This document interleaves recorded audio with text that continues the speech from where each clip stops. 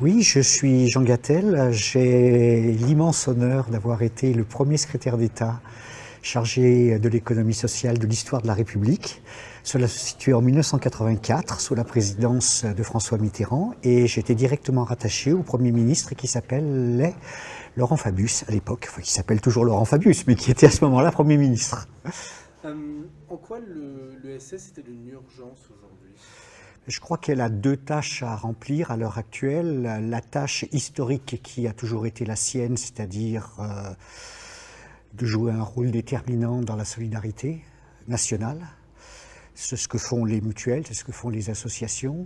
Et les problèmes sociaux sont loin d'être réglés pour une grande partie de la population. Donc elle est un rempart, enfin elle essaie d'être un rempart contre la précarité, la pauvreté, l'exclusion. Ça, c'est un rôle historique qu'elle a toujours assumé.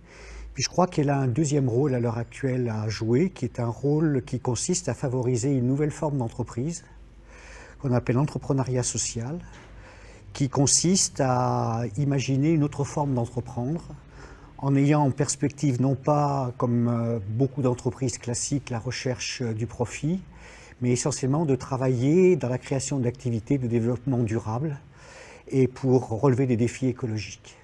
Non, je crois qu'on est vraiment à une situation de tournant à l'heure actuelle. Il faut tenir les deux bouts.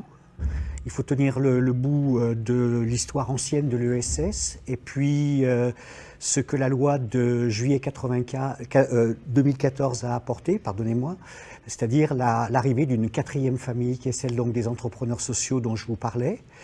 Et il faut donc qu'à la fois on fasse une synthèse intéressante entre une tradition ancienne et puis le futur de entreprendre autrement.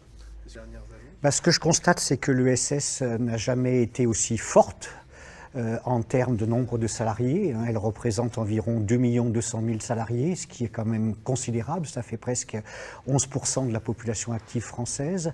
Elle représente 11% du PIB français, ce que là aussi beaucoup de gens ont tendance à oublier. Les associations à elles toutes seules représentent 1 800 000 salariés. À l'heure actuelle, elle traverse une crise très difficile, qui est une crise à la fois structurelle, d'adaptation au nouveau contexte, et puis une crise conjoncturelle avec la fin des emplois aidés. Donc il faut les aider beaucoup à passer ce cap difficile, et en même temps, il faut préparer l'émergence de ce nouveau tissu d'entrepreneurs qui est en tête donc de faire de l'entreprise également un maillon de la solidarité.